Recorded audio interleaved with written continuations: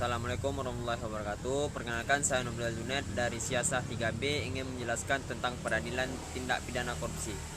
Dan adapun tujuan dari pembuatan video yaitu untuk memenuhi tugas yang telah diberikan oleh Pak Afdal Abskar. Tindak pidana korupsi atau Tipikor.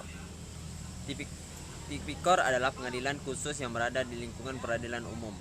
Peradilan tindak pidana korupsi merupakan satu-satunya pengadilan yang berwenang memeriksa, mengadili, memutus perkara tindak pidana korupsi. Saat ini, pengadilan tindak pidana korupsi telah dibentuk di setiap pengadilan negeri yang berkedudukan di ibu kota provinsi. Pada awalnya, peradilan tipikor hanya dibentuk di pengadilan Jakarta Pusat yang wilayah hukumnya meliputi seluruh wilayah negara Republik Indonesia. Kesalahan pengutipan teks tidak sah, nama tidak sah misalnya terlalu banyak setelah diterbitkannya Undang-Undang Nomor 46 Tahun 2009. Pengadilan Tipikor dibentuk pada setiap pengadilan negeri di ibu kota provinsi yang meliputi daerah hukum provinsi yang bersangkutan. Untuk Provinsi DKI Jakarta, Pengadilan Tipikor dibentuk di PN Jakarta Pusat di Jakarta Pusat dan meliputi wilayah hukum DKI Jakarta. Pengadilan tindak pidana korupsi berwenang memeriksa, mengadili, dan memutuskan perkara. Tindak pidana korupsi, tindak pidana pencucian uang yang tindak pidana asalnya adalah tindak pidana korupsi atau tindak pidana secara tegas dalam undang-undang lain ditentukan sebagai tindak pidana korupsi. Khusus untuk pengadilan tipikor di Pengadilan Negeri Jakarta di Jakarta Pusat mempunyai kewenangan untuk memeriksa, mengadili, dan memutus perkara tindak pidana korupsi yang dilakukan oleh warga negara Indonesia di luar wilayah negara Republik Indonesia. Susunan pengadilan tindak pidana korupsi terdiri atas pimpinan, hakim, dan panitera. Pimpinan pengadilan tindak pidana korupsi terdiri atas seorang ketua dan seorang wakil ketua.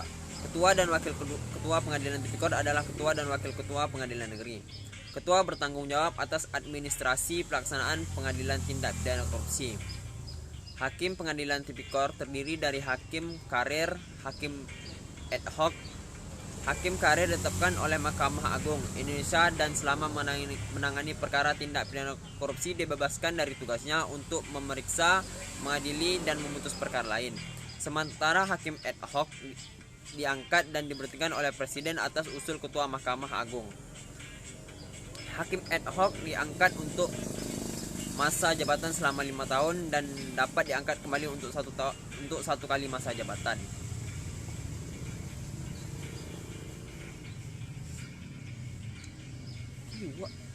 Proses peradilan tindak pidana korupsi sebenarnya sama dengan tindak pidana lain, yaitu dimulai dari tahapan penyelidikan, penyidikan, penuntutan, pemeriksaan, sidang pengadilan, dan tahap pelaksanaan putusan. Kitab Undang-Undang Hukum Acara Pidana atau KUHP telah diatur mengenai tugas dan wewenang serta masing-masing lembaga yang harus melaksanakannya. Namun perselisihan ketidakharmonisan tugas dan kewenangan antar lembaga adalah sistem peradilan pidana masih kerap terjadi. Perselisihan itu bahkan sangat meruncing sehingga menimbulkan sinisme di masyarakat. Misalnya saja masyarakat mengkritik tentang adanya rebutan kewenangan penyidik perkara tindak pidana korupsi antara polisi dan KPK dalam kasus cicak dan buaya, bahwa dua lembaga penegak hukum tersebut oleh sebagian masyarakat nilai merupakan wujud perebutan kekuasaan dalam memberantas tindak pidana korupsi. Dalam pasal 26 Undang-Undang Nomor 31 Tahun 1999 tentang tindak pidana korupsi disebutkan bahwa penyidikan, penuntutan, dan pemeriksaan sidang pengadilan terhadap tindak pidana korupsi dilakukan berdasarkan hukum acara pidana yang berlaku, kecuali ditentukan lain dalam undang-undang itu. Hal ini berarti hukum acara yang berlaku dalam perkara tindak pidana korupsi adalah Kitab Undang-Undang Hukum Acara Pidana Undang-Undang Nomor 8 Tahun. Kritikan masyarakat sebagaimana disebutkan di atas merupakan dampak adanya berbagai regulasi tentang penyidikan dan penuntutan tindak pidana korupsi, dan bahkan muncul lembaga khusus yang menangani tindak pidana korupsi yaitu KPK. Regulasi yang mengatur mengenai penyidikan dan penuntutan diatur oleh beberapa undang-undang sehingga perlu sinkronisasi antara undang-undang yang satu dengan yang lainnya. Sama-sama mengatur mengenai tugas, kewajiban, dan kewenangan melakukan penyidikan, penuntutan tindak pidana korupsi. Ada dua macam jenis sinkronisasi kewenangan dalam melakukan penyidikan maupun penuntutan yang diatur oleh peraturan perundang-undangan yang berbeda. Maka sinkronisasi peraturan perundang-undangan tersebut adalah sinkronisasi secara horizontal dan vertikal. Penelitian taraf sinkronisasi peraturan perundang-undangan secara horizontal dilakukan bila peraturan perundang-undangan yang akan dikaji adalah peraturan-peraturan yang mengatur bidang-bidang tertentu yang berbeda, akan tetapi derajatnya sama. Satu, sementara apabila ada beberapa peraturan perundang-undangan yang sama mengatur mengenai penyidikan dan penuntutan tindak pidana korupsi, kemudian peraturan tersebut akan diuji sinkronisasinya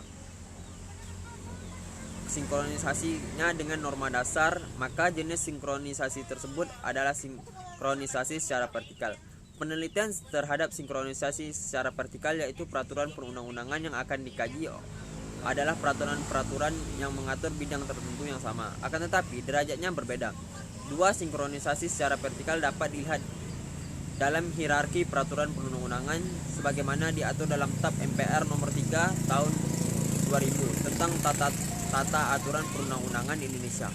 Undang-Undang nomor 12 tahun 2001 tentang pembentukan peraturan perundang-undangan pasal 7 ayat 1 jenis hierarki perundang-undangan terdiri atas Undang-Undang Dasar Negara Republik Indonesia tahun 1945. B. Ketetapan Majelis Permusyawaratan Rakyat. C. Undang-Undang Peraturan Pemerintah Pengganti Undang-Undang. D. Peraturan Pemerintah. E. Peraturan Presiden. F. Peraturan Daerah Provinsi. Dan G. Peraturan Daerah Kabupaten Kota. Secara normatif, ada beberapa peraturan perundang-undangan memberikan kewenangan penyidikan penuntutan tindak pidana korupsi kepada lembaga yang berbeda, seperti kepolisian, kejaksaan, bahkan oleh pemerintah dibentuk lembaga khusus menangani kasus-kasus korupsi, yaitu Komisi Pemberantasan Korupsi. Sebagai amanat dari Undang-Undang Nomor 31 Tahun 1999 tentang Pemberantasan Tindak Pidana Korupsi, lembaga-lembaga tersebut semua memiliki dasar hukum dalam melaksanakan penegakan undang-undang.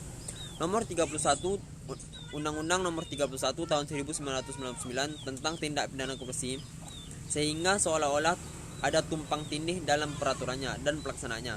Hal ini dapat diketahui dari adanya kasus-kasus tindak pidana korupsi yang ditangani oleh lembaga-lembaga yang berbeda penyidikan dan penuntutannya.